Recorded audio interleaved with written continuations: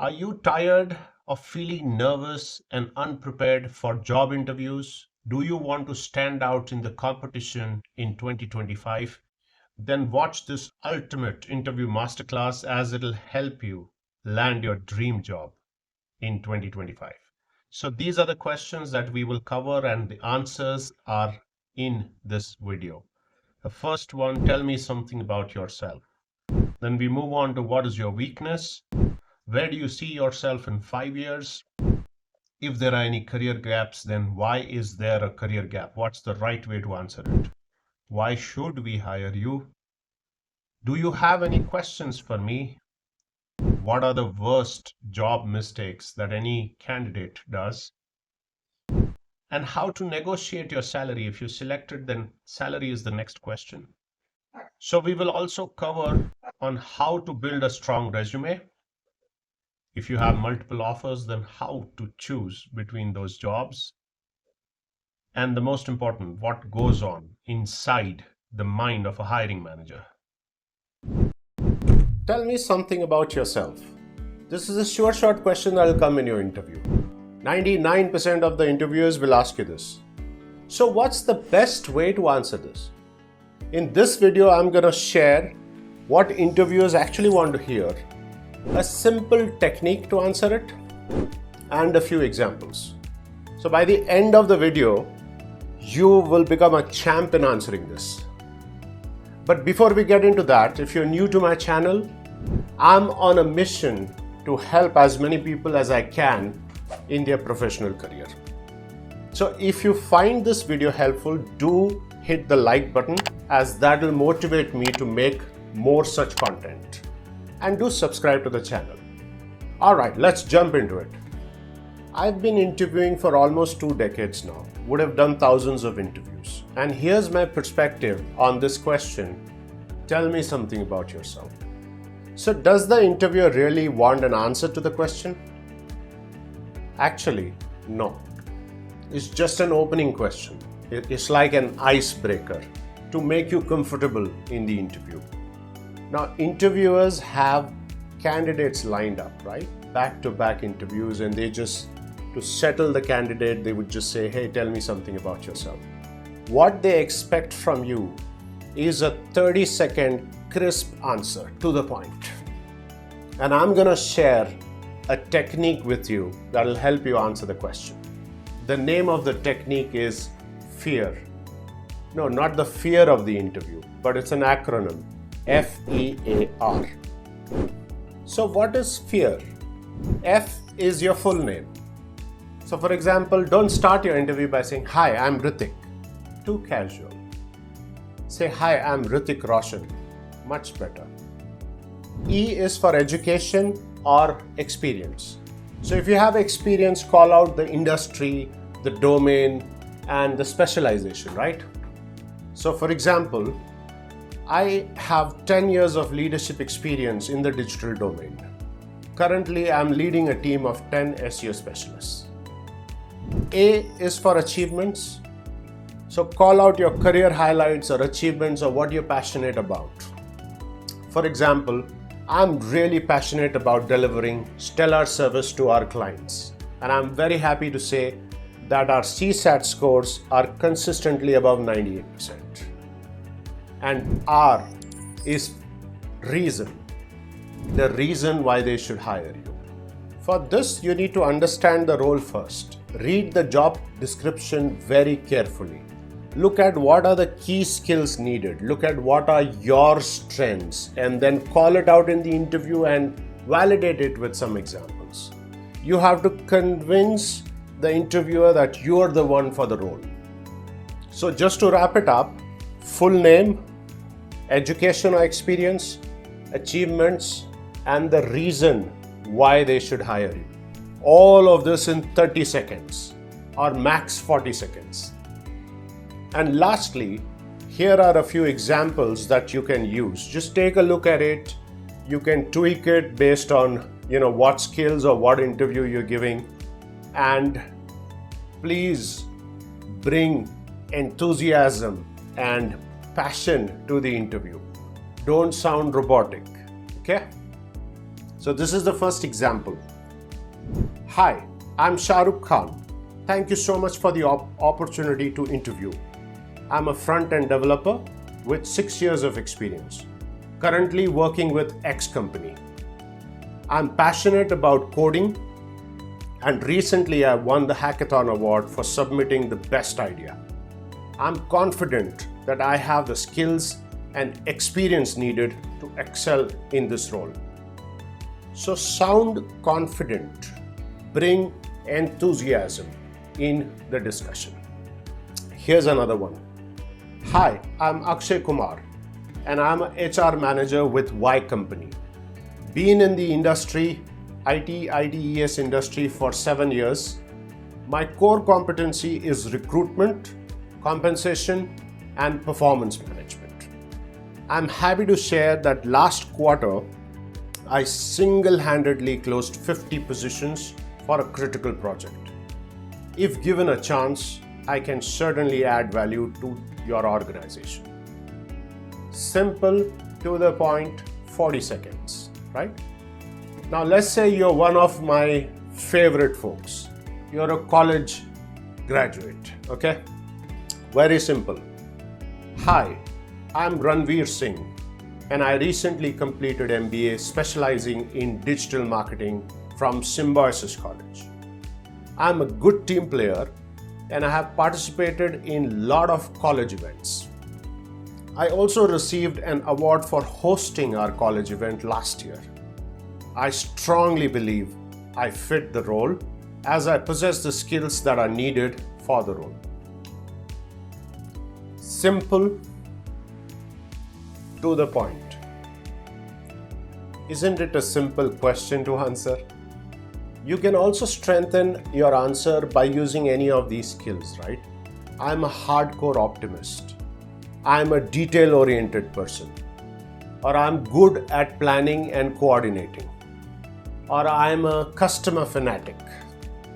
Or I can perform very well under pressure. Or you can also say that I am self-motivated. I'm a quick learner. You can use these based on which interview you're giving and what your skills are. What is your weakness? Another common question asked at any interview, right? And I'm sure you're prepared with your answer. Let me guess. I'm too emotional. Is that your answer? Well, is being emotional a weakness? Maybe not. In this video, we'll discuss that and a few more weaknesses that you can add to your answer. But let's understand how we need to answer this question, right? When you talk about weaknesses, make sure that you also give an action plan. What are you doing to improve? Whenever you're talking about what your weakness is, don't be blunt and straightforward. Be a little subtle and put it in a constructive way. After all, weakness is a skill that is not fully developed for you. So let's say you want to stick with your favorite. I am emotional. So how do you answer that? You can say that at times I tend to get a little emotional when I make a mistake or when something goes wrong or when I miss my targets. Not that I'm very expressive about it and I get angry or I cry, but I feel a little low. I think that's human. Leave it there. Okay, let's say that a weakness can be communication skills. You're not good at communication, right? You can call it out. It's absolutely fine. You can say that I think I need to improve on my communication skills, especially articulation. At times I struggle putting words into sentences, right? That's okay. But add it up and say what you're doing to improve. So say that I have started speaking to my peers and my family, my friends in English.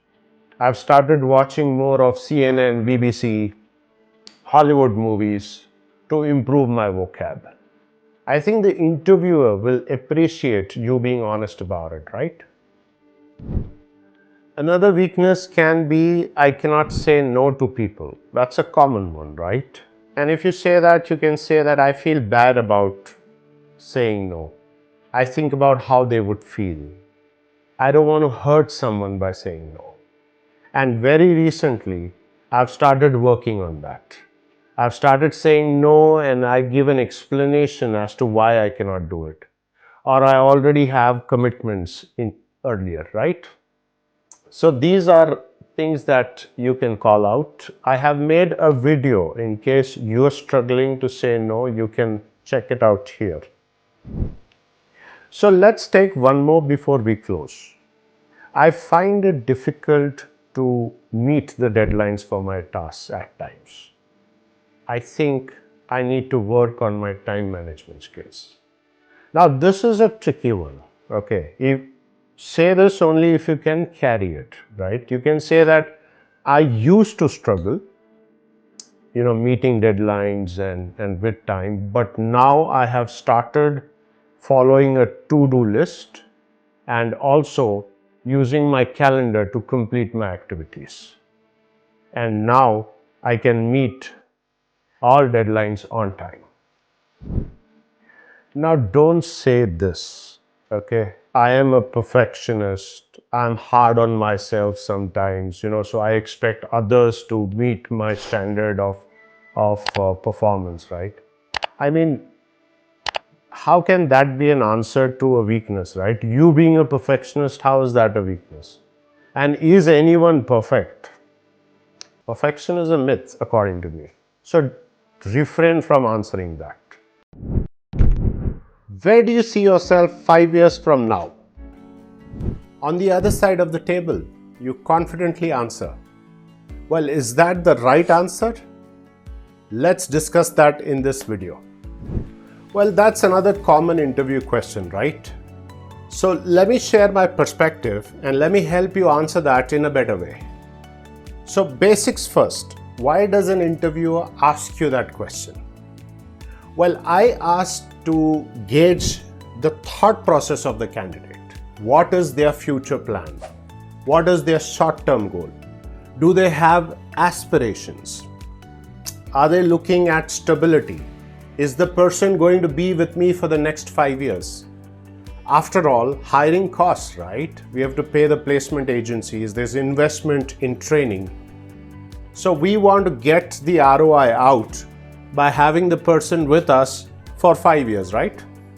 Okay, so let's say you're the ambitious one. You answered the question by saying, I would like to be in your shoes or in your seat in the next 5 years. Well, do you think that is confidence? I don't think so. I think that's either overconfidence or arrogance or somewhere in between. Come on, let's be practical here. Let's say you've applied for the grassroots level, right? And a manager is interviewing you. A manager would have 10 to 12 years experience, right? Now in 5 years, how will you get there? Or let's say you've applied for a leadership role. A director, senior director is interviewing you with maybe 18, 20 years of experience. In 5 years, how will you get there? The confidence is good. Overconfidence is bad. So be practical when you answer the question. Now, some of you might be very enterprising, right? You might have aspirations to start your own company in the next 5 years. That is awesome. But keep it inside. Keep it to yourself. Don't get it out. Do you think it's going to help in the interview if you say that I'm going to start my own company? I don't think so. So work on it, but keep it inside. All right, let's say you're from the YOLO FOMO tribe, right? And you answer the question in this way. I don't know. I live in the moment. Life is short. 5 years is a long time for me to say anything. Really? Live in the moment? It is not a date, it's an interview. Show some maturity. Unless you don't want the job. Okay, so let's say you're the studious types, all right? And you answer something like this. I will work here for 1 or 2 years and then I would go to Australia or UK and do my MBA. Well, MBA is good, but why do you want to say that in the interview? That's 2 years from now. Talk about it once you get there. You have plans, that's great, but you don't need to call it out. Answers like these make your candidature very weak, and it becomes difficult to get that job. Now I understand. Okay, so what is the perfect answer for this, right? Is what you want to know? Okay, let's get there. In my opinion, a good way to answer that question is this. If I get selected for this role, in 5 years, I see myself adding value to the organization and contributing towards its success. I see myself moving towards the aspiration that I have of getting into a leadership role. I see myself getting an opportunity to lead a team. And if you're more inclined towards the SME role, then you can say that in 5 years, I see myself becoming the go-to person for the team, getting deeper in the domain, understanding the business, understanding the competition, and adding value to the organization. Or if it's a sales job that you've applied for, say that I would like to be the best salesman in the company in the next 5 years, contributing to the company's success by meeting the revenue targets. Or you can also say that I see myself as an ambassador for the organization, having proved my capability through my performance, having earned the credibility by becoming a high performer of the team. And please be careful, don't overdo it, right? Don't say that you're God's gift to the organization. Just be subtle, tweak according to the role that you've applied for, and pass on the message. So I hope this video helps you answer that question confidently. See, it's so challenging to answer and explain the gap during an interview. But don't worry. By the end of this video, you will be able to answer this question with ease. Now, in today's gig economy, a lot of professionals are taking breaks, either to travel or for higher education, and they find it very difficult to answer this challenging question. How should you actually address this question? Let's find out. One of the biggest fears that candidates have when it comes to career gaps is that the interviewer will assume that they are just chilling. They're just sitting on the couch and binge watching Netflix, or they are not taking their career seriously. They are not focused. They are unemployable. It becomes very difficult to explain the career gaps. And oftentimes candidates give a different reason for the break. Another misconception is that career gaps are a bad thing. A lot of people would have told you that. But at times, that is so much needed. The decision of taking a career break is intentional. You need the time to recharge, to refocus, to rejuvenate, and come back stronger than ever, right? Many people think that they have to apologize for the break or make excuses to explain the gap.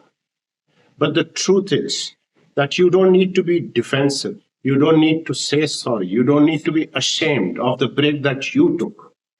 Instead, you need to spin it positively so that the interviewer understands that you have become a better professional with that break. See, there are so many reasons why people take career gaps. I mean, I had a short gap. Yes, I had resigned in one of my earlier organizations, and I didn't have any offer in hand. That was a short gap. Let's say that I couldn't continue with that organization. But your reason would be different. Everyone has different opportunities and different challenges, right? Someone might have a reason of taking care of their family member, or someone would have a medical need to attend to, or someone would pursue higher education or travel for more opportunities. Everyone has a different reason for the career break. Whatever the reason, the key is to show it to the interviewer what you have learned from that experience, or how it has made you a better professional. So, for example, if you've taken a break to cater to a sick family member, then you can talk about how it taught you empathy, how it taught you communication, how it taught you time management, how you were able to juggle multiple tasks, meeting the doctors, looking at the medical schedule, providing emotional support to that family member. All these are building your skills, which are also important in the professional world. Or let's talk about the most common one. A lot of people take a break to pursue higher education. You can clearly say that this course has helped you upskill and learn skills like data analysis, project management. This has made you stronger, and now you look at work from a different perspective. You've come back upskilled and you're ready to tackle and handle more challenges. I know someone who was a stay-at-home mom for several years before deciding to re-enter the workforce. She started applying for jobs, and she always was worried about this career gap. And what did she do? Instead of apologizing, she tried to focus on what are the things that she learned during this break. She took online courses. She learned about where the industry was. She always focused on the skills that would help her get back on track. And what was the result? Well, she got hired for the job that she actually wanted. So what's the learning here? She didn't apologize or make excuses for the career break. In fact, she explained it to the interviewer in a very positive way. She spoke about the skills that she learned during this break, and that is what made the difference. She was honest, confident, and very positive. These are the things that you need to show while talking and answering this question. So let's recap the key strategies for answering this question. The first one, be open about the career gap. Be positive, be honest about it. The second thing, talk about the skills that you've learned, how you've become a better professional. And lastly, put it in a positive way to the interviewer so that the interviewer understands that the person has actually worked on the skills that are needed to become stronger and get back on track. I hope these simple tips make you more confident while answering the question about your career gaps. Why should we hire you? This question is a make or break moment in an interview. It is the time for you to showcase that you're the best fit for the role, for you to convince the interviewer that you're the right candidate for that position. In this video, we will discuss the best way to answer this question. We look at some variations to that question. We look at the 3-step ICC technique and some examples.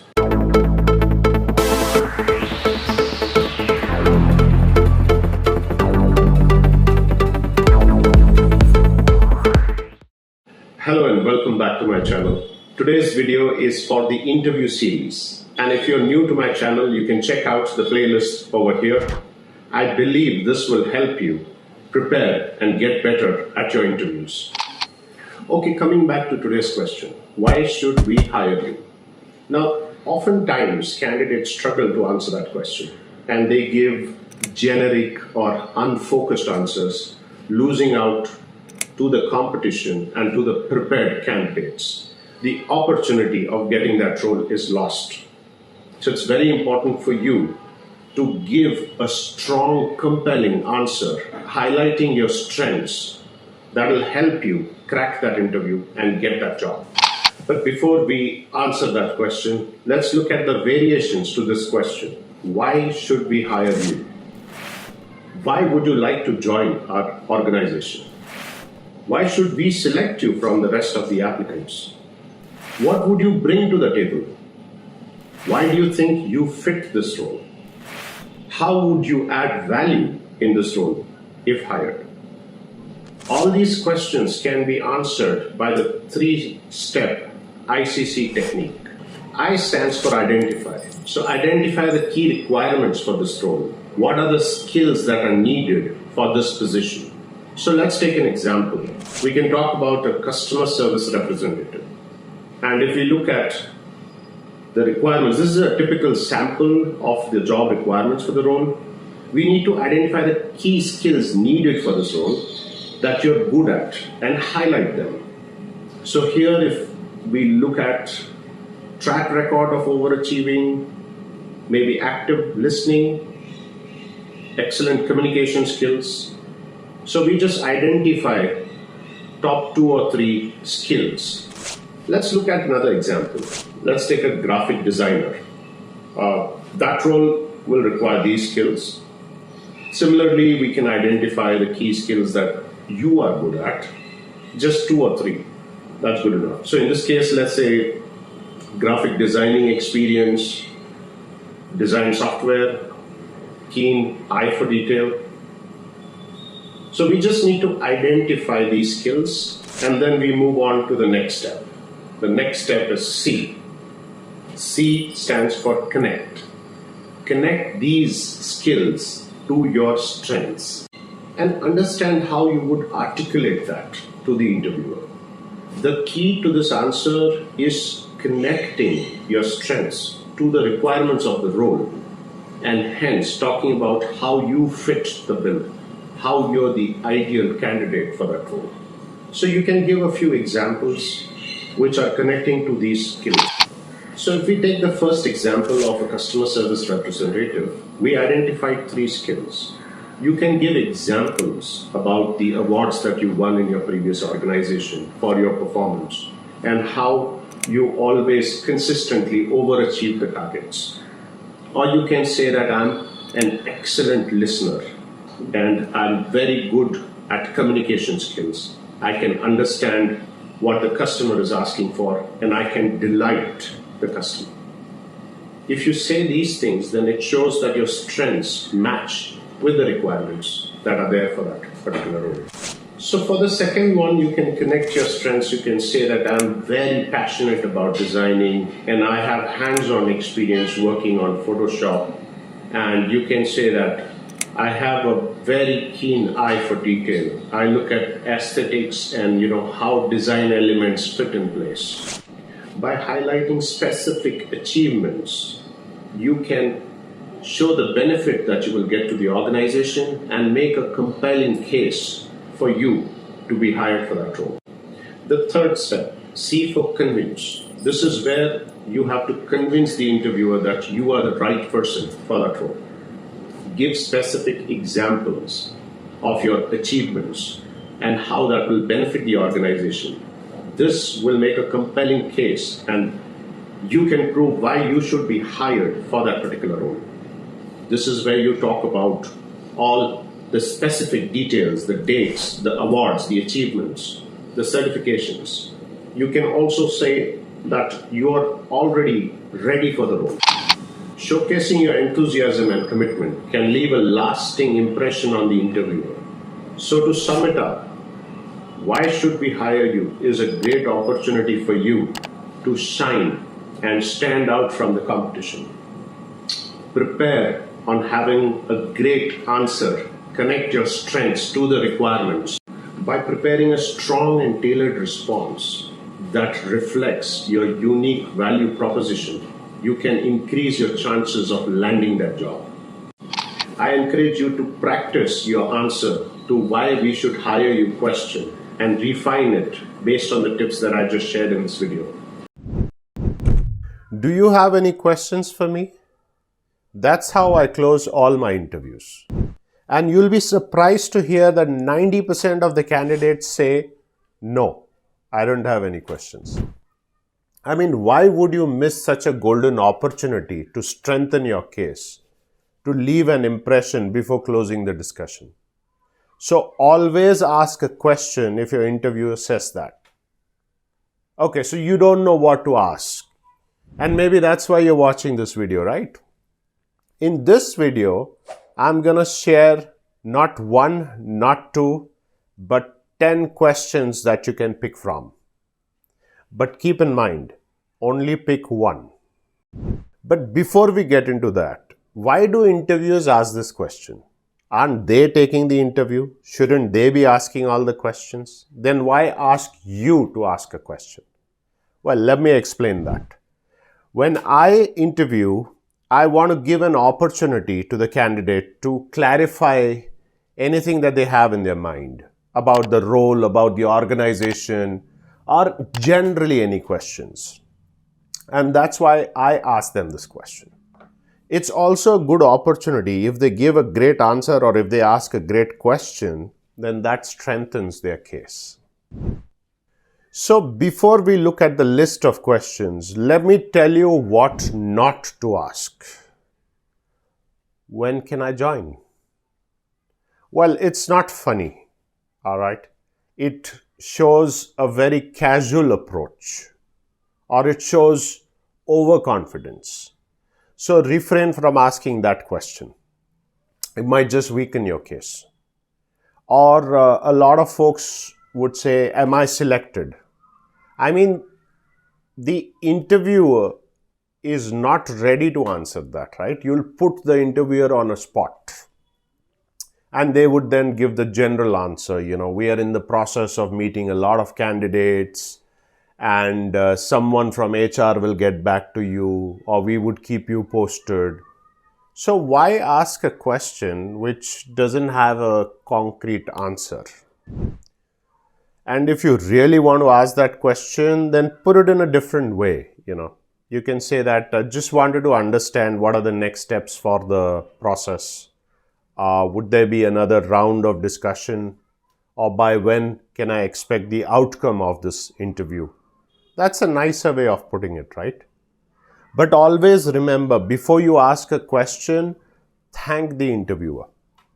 You can say, thank you so much for your time and thank you for the opportunity to interview, and then ask the question. And now, here is the list of 10 questions. You can take a screenshot or you can maybe write it down. But remember, ask only one question.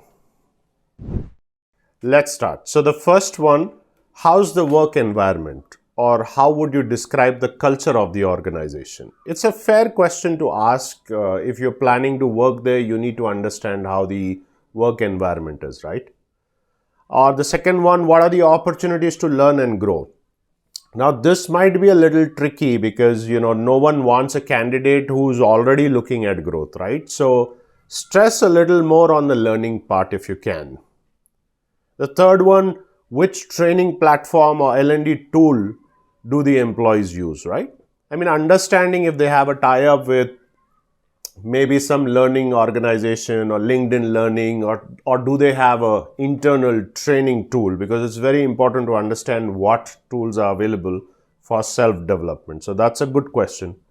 And if it's a technical role that you've applied for, you can certainly ask what technology or tools do the employees use, and then you can connect on what are the opportunities there. The fifth one, are there any onshore opportunities for the employees? Now this is after COVID, we've changed the way we work, right? And many organizations are remote first. But a good question to ask if you aspire to move to US for work, that's a fair question to ask. Number 6, would you be my reporting manager if I'm selected? So in the rounds, you'll understand, if an ops manager is taking the round, or, what role you've applied for. And you can certainly ask, it's very important for you to understand who is your boss, right? So you can certainly ask if the person who's interviewing would be the reporting manager. It shows a little involvement, right? And the 7th one, how big is the team for the role that I've applied for? So general question, what is the team size? How many engineers are there? Or how many, ops folks are there in the organization? That's also a good question.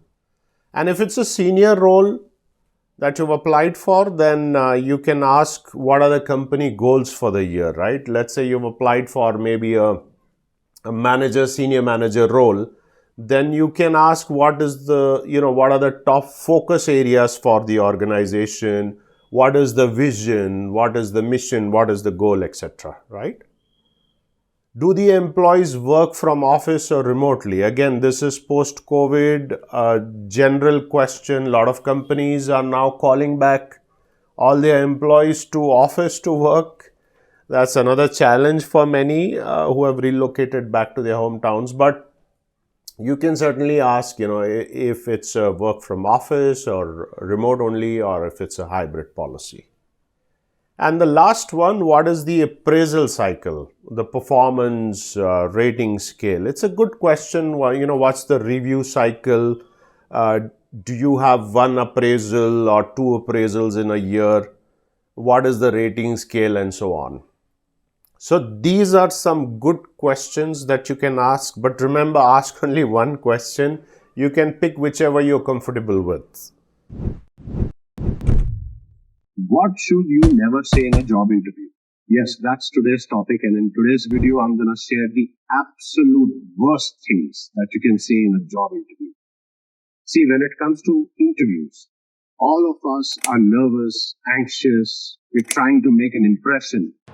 But have you thought it's not just about what you wear or how you shake hands? It's about what you say, or more importantly, what you shouldn't say. See, I've been interviewing for the past 20 plus years, and I can see a red flag immediately during an interview.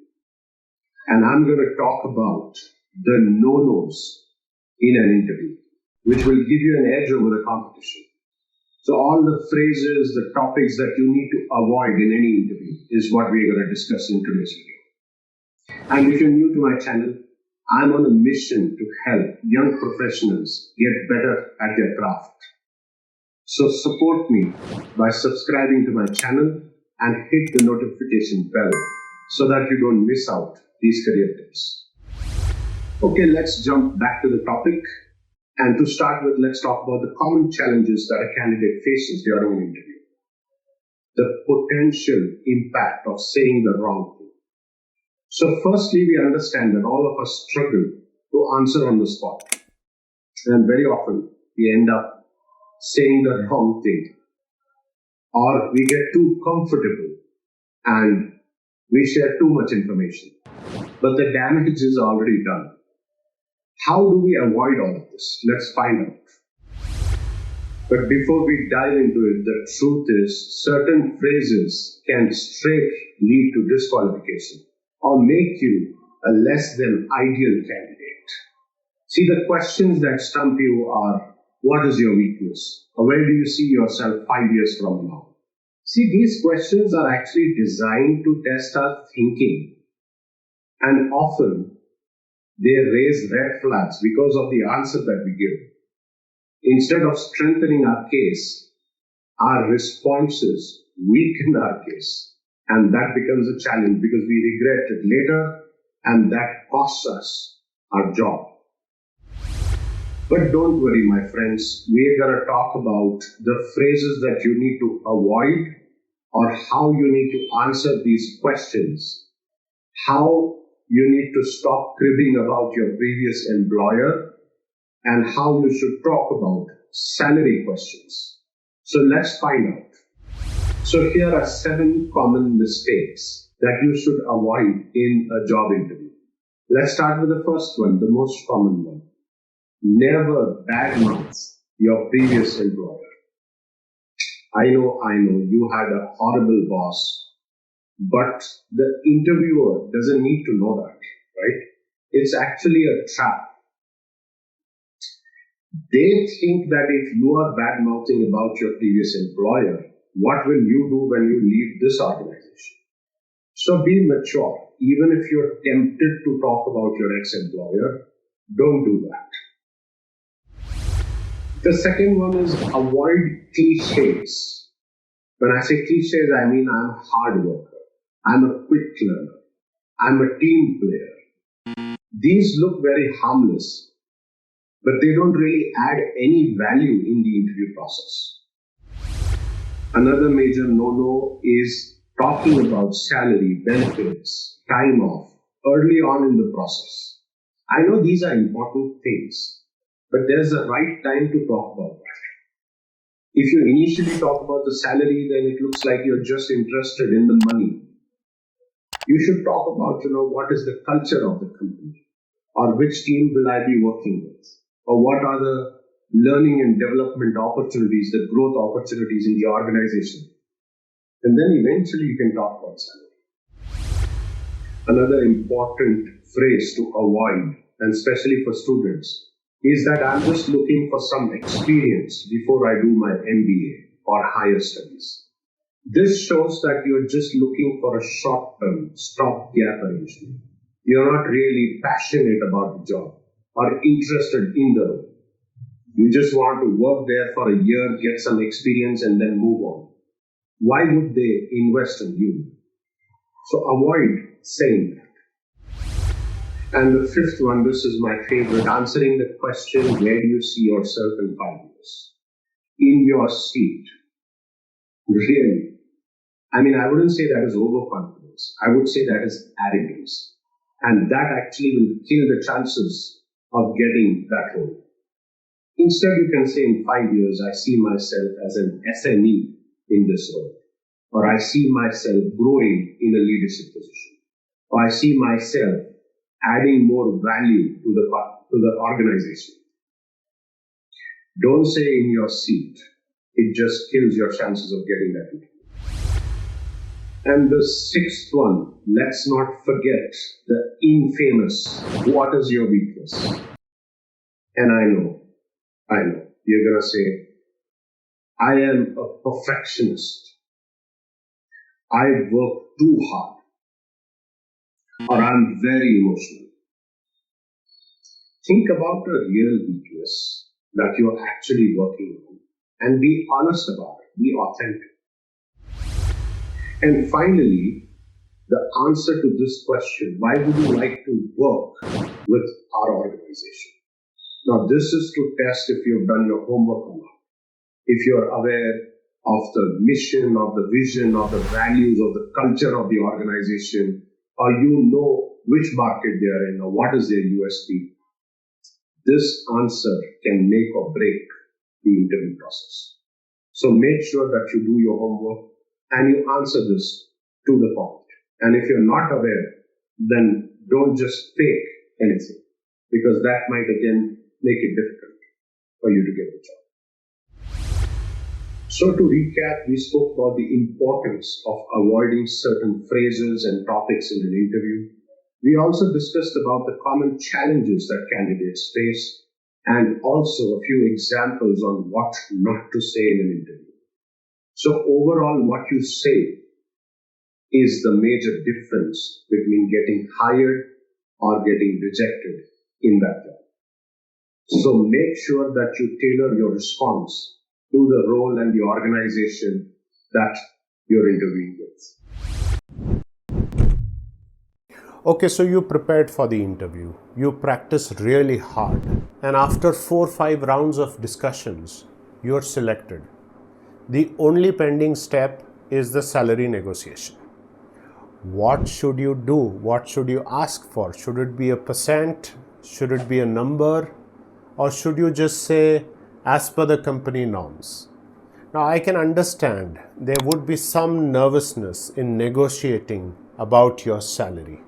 But don't worry, in this video, I will share some simple tips on how to negotiate your salary with the HR confidently. See, negotiation is an art, and negotiating for your salary is a very important step in your career. It can significantly improve your lifestyle, your personal goals, and also your financial aspirations. But before I share the tips, let me talk a little bit about the budget part. So how does HR get the budget? How do they arrive at a number? Let's take an example. Let's say a hiring manager is looking for 5 SEO specialists with a range of maybe 2 to 4 years of experience. Every position has a range, has a budget. So let's say in this case, let's assume it's 4 to 6 lakhs. Now for 4 to 6 lakhs, they would take the median, which is 5 lakhs. 5 positions, so 25 lakhs ballpark would be the budget. Now HR must utilize this budget and get the right candidates for this role. Now the next question you'll ask is, will everyone join at 5 lakhs? The answer is no. They would join based on their experience, based on their current package, based on their skill set. So if someone is at 3 lakhs, they might join at maybe 4.25. Or if someone is at 4.5, they might join at 6 lakhs. The balancing act is done by the HR. They are experts on this. The other aspect is internal parity. So let's understand what internal parity means. So if the existing team salary is between, let's say, 3.5 to 6.5 lakh rupees, then they cannot really get someone above that unless the person has done really well in the interview and the person is like an outlier, the hiring manager really wants that person, only then they would have an exception. Otherwise, they have to look at the internal team parity because those guys are there for years. They cannot really get someone at a very high package. That would disturb the equation. So let's jump into the tips. First things first, do your research. So research salaries for your role, your experience, your skill set, right? Look at the average salaries that are being paid in the market. Companies which are similar to yours, industry which you are in. You can use some sites like Indeed, Monster, Salary.com. You'll get a fair understanding about what the slab or what the range is and where you are and what the gap is. Now this will be a very good starting point for you to arrive at a number, what could be your expected salary, right? And the second step is to practice your pitch. So this is typically how the conversation will go. Congratulations, you have been selected for the role and we are ready to offer you. So these are typically what the questions would be. What is your current salary? What is your CTC? Are there any incentives? Do you get anything over and above your CTC? So be very clear, be very specific on what your total CTC is, what is the variable component, how much you get take home in hand, is there a shift allowance, what about transport, is there a quarterly incentive, are there stock options, RSUs, anything which is over and above the CTC, add it and talk about it in your discussion. Be confident and articulate what your expectations are and also give a rationale behind why you're talking about that number. Highlight your skills, your achievements. Talk about the value that you will bring to the organization. See, when you're having a discussion with the HR about your salary, it's good to aim high, but also be realistic. Know your worth very well. And with that, we move on to the third tip. Don't be afraid to negotiate. Do not agree to anything that you feel you're not worth. So before you share your expectations, your number, you can always ask the HR, just wanted to understand what is the budget for the position. Try it. If you get to know, then you can work around that, right?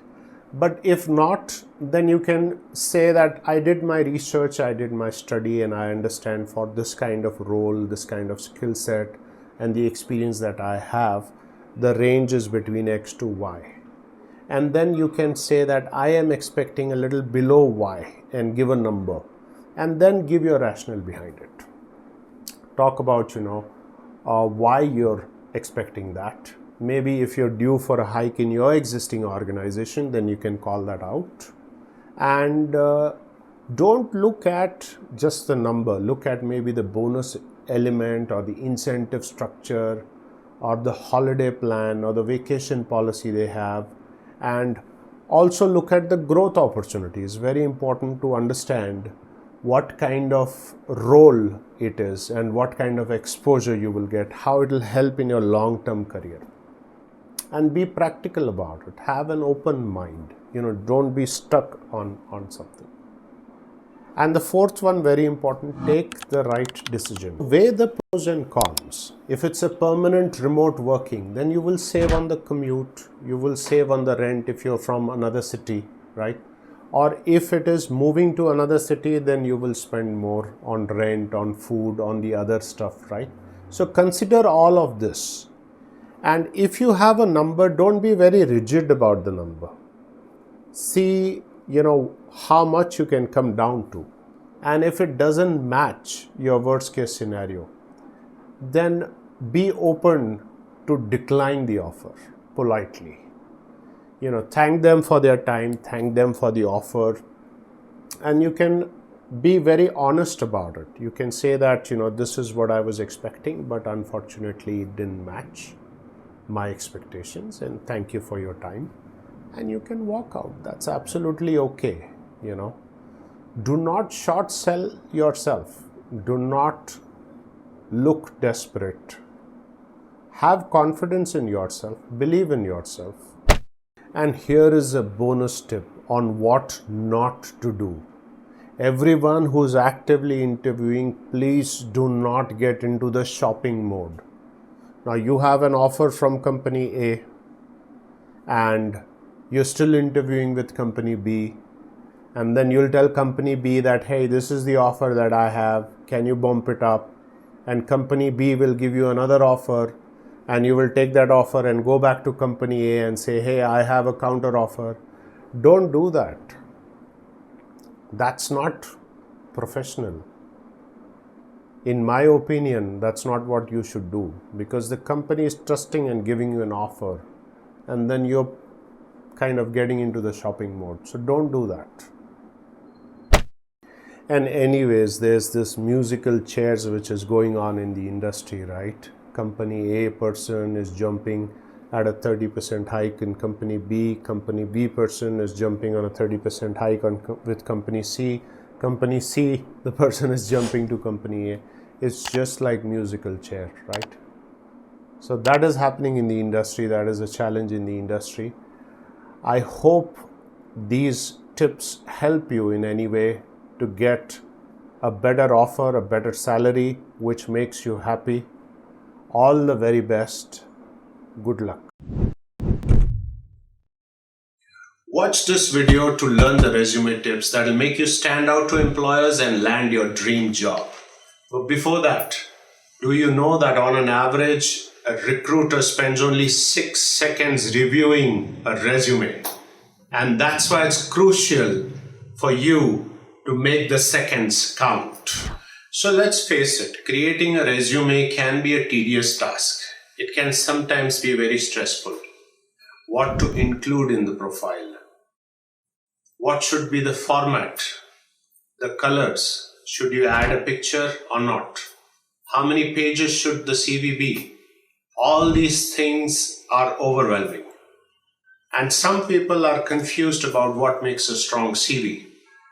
And that is why they miss the opportunity.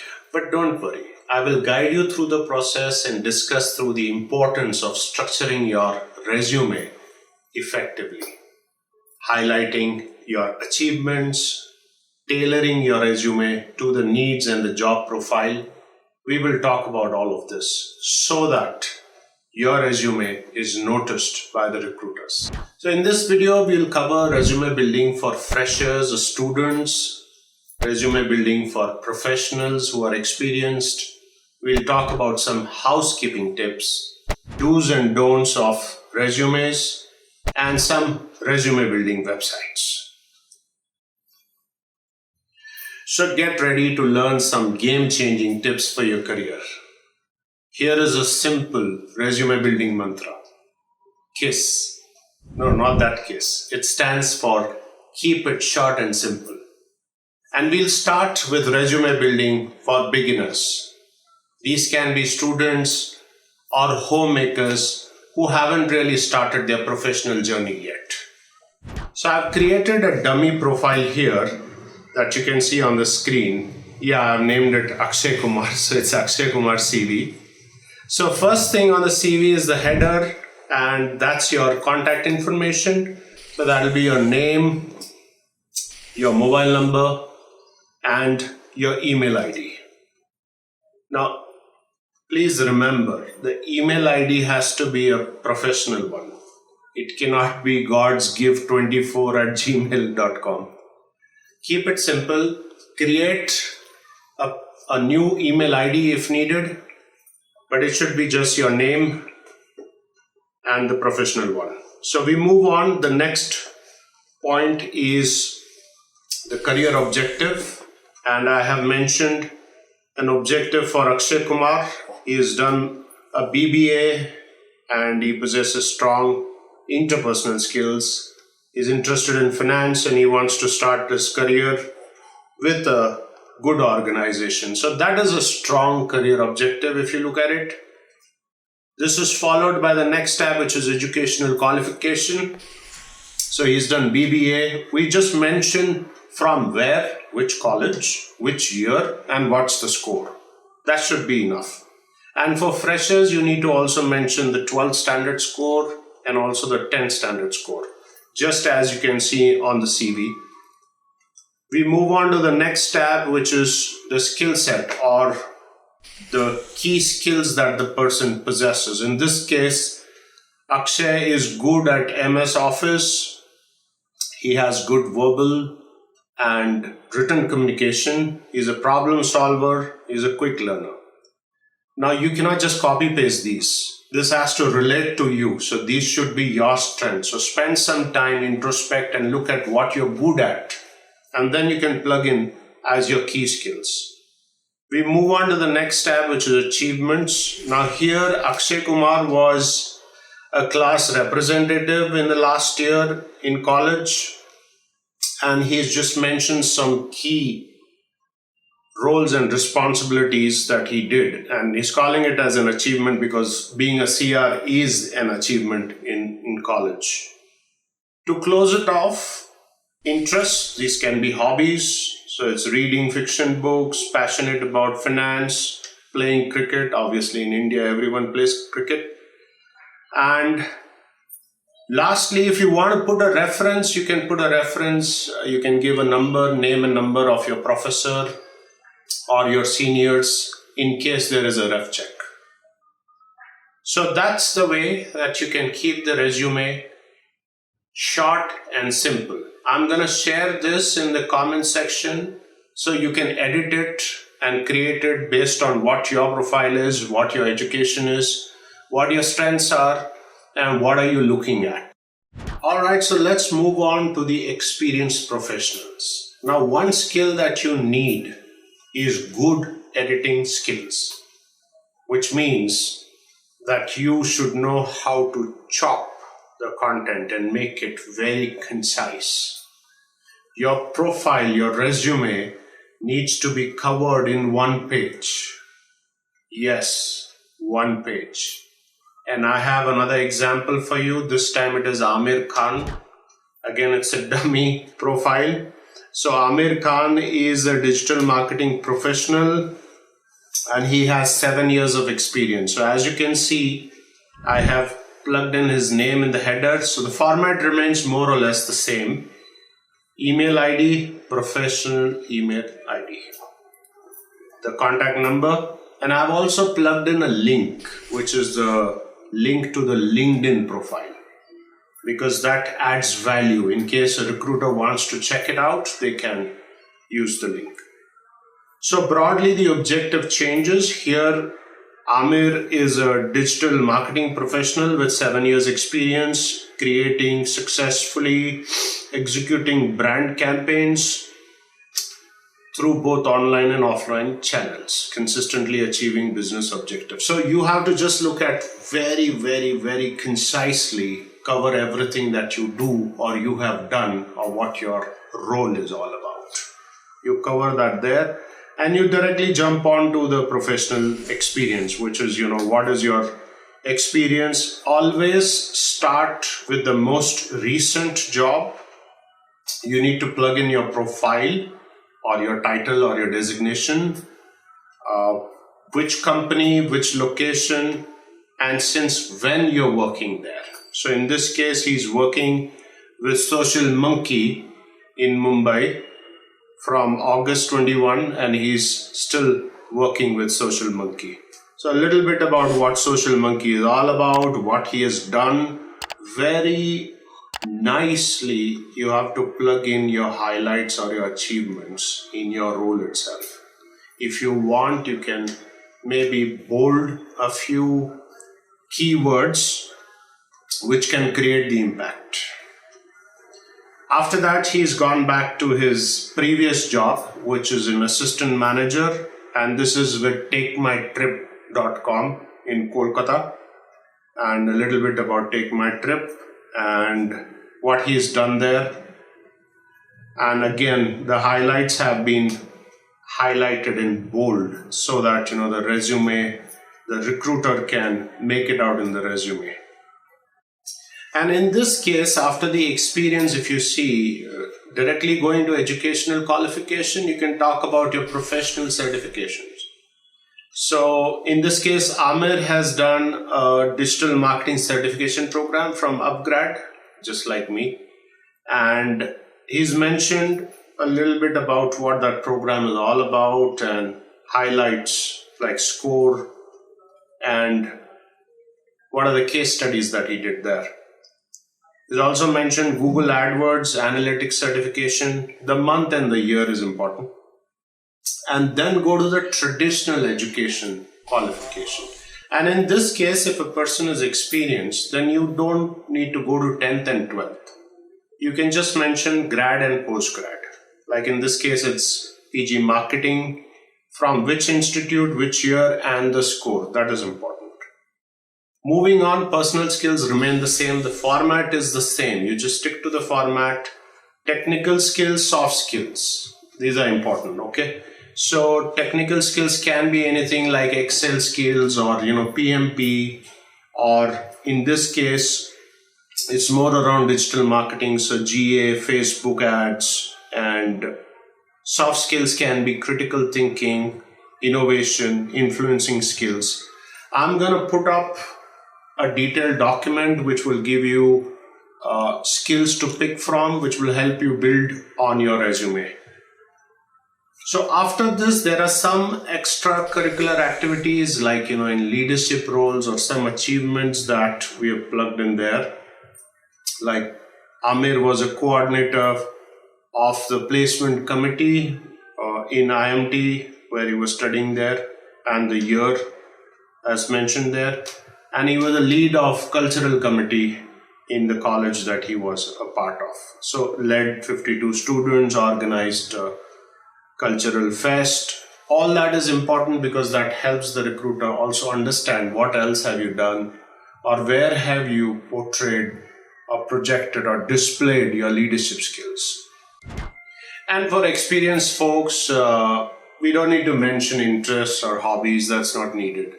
You can add a reference tab and you can give it the name of your previous boss, unless your existing boss is aware that you're looking for a job.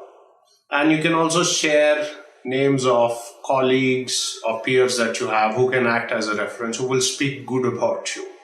So that brings us to the housekeeping tips. Use simple basic font, something like an Arial or Calibri or Tahoma. Don't use too many colors. Look at probably using black, gray, or maybe blue. Look at spaces. Don't have unnecessary spaces throughout your profile. Don't use tables, graphs, columns. Your email address should be professional. And it's very important, very, very, very important to ensure that there are no spelling mistakes or no grammatical errors. So reread your resume.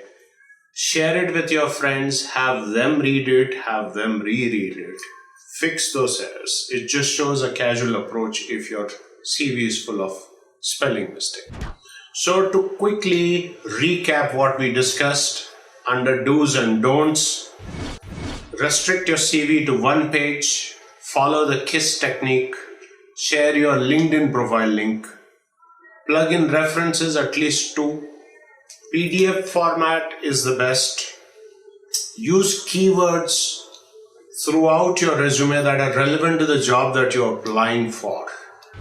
And on the don'ts front, don't fake anything. Don't use generic words like I'm hardworking, sincere. Don't put the languages tab, that's not needed. And no spelling mistakes, no grammatical mistakes, and don't have long, boring resumes. So in our days, we had the good old Microsoft Word that we used to make our resumes on. Yeah, sometimes it was Google Docs and then, Canva. But in today's AI world, there are so many options, so many templates. And that's why I thought I'll just share some websites with you so that you can refer to them, take a look. These are some websites that you can use to build a strong resume for yourself. So to wrap it up, a strong resume is your ticket to getting a great opportunity in this competitive world. So try and focus on highlighting your achievements. Look at how you can customize your resume based on the opening that you've applied for, and try to show yourself in the best light to the recruiters. Be authentic. A strong resume will help you get your dream job. All right, I've cracked the code on how to choose between job offers without stress, without risk, and without second guessing. So in this video, we will go through a step-by-step guide which will help you take that decision. Now, let's say you're not in the shopping mode, but you were giving interviews actively, and all of a sudden, you get an offer, not one, but you get two offers. Now, this is exciting, you're very happy, but it is also stressful. Both the offers are tempting. Which one to pick? Whom should you speak with? Whose advice should you take? Well, don't worry. I have got you covered. The pressure is huge, but I will share a few pointers that will help you make the right decision. So let's start with the common expectations that people have from a job offer. Right from the temptation of a high salary to the attraction of great benefits or perks, a good culture, a good environment, growth opportunities, a place where your ambition can be fulfilled. And remote working is also another deciding factor nowadays. So there is so much going on. There are so many things to consider, and this can be stressful. It can pull you in different directions. The most important thing is to take a well-informed decision, a calculated one, a balanced one. It is very crucial to align your values, your career goals, and also to bring your priorities on the table. The first question that you need to ask yourself is, what is it that you're looking at? Is it the money? Is it the culture? Is it the role? Is it the benefits that you're looking at? I mean, there are so many things that come into play. Do you want to take a risk and join the startup who's paying you double the salary? Or do you want to take the safe bet and join a big MNC and not take the risk? Well, job security in today's world is a myth, even in big MNCs. So you have to keep that also in mind. Now that you're clear on what you want, the next logical step is to research the company thoroughly. Understand what is the MVV, the mission, the vision, the values of each organization. Who is the executive leadership team? Who is the CEO? Read posts about the organization, about the company. Read reviews on Glassdoor. You'll understand what is the culture of the organization. Or even better, if you know anyone who's working in that company, then call them up and check. That first hand information is going to be very valuable on what is the culture and what are the growth opportunities in the. Now comes the key moment, evaluating the job offers. So grab a pen and paper because I'm going to take you through a step by step guide on how to do the evaluation. So firstly, make a note of the pros and cons of each company, each offer. Based on your research, make a list of all the good things and not so good things, the positives and the negatives, and jot it down. Think about the job offer, the compensation, the incentives, the night shift allowance, the flexibility, remote work. What are the health benefits? What are the medical benefits? What's the culture? What's the leadership like? Everything that you have researched, everything that you can think of, just jot it down on this piece of paper because this will give you a true picture of which job is the best suited for you. Now that you have the list in front of you, think about your priorities. Now, some of you might have a small kid that you have to take care of. So you must be looking at flexibility of remote working. Or someone might be looking at a challenging role. Or someone might simply be looking at more money to make the ends meet. Or you would be looking at probably a, a good work-life balance, somewhere where you have that peace of mind. Whatever your priority is, you have to look at the list and see which offer has more of that. And think about the long-term implications of each of these priorities that you have. And most importantly, trust your instincts. Your gut feeling will always show you the right direction. So listen to your inner voice while making that decision. In summary, while deciding between job offers, think about what is most important to you. A well-informed decision which aligns to your aspirations is the key to having a successful career. And one more thing that I forgot to inform you.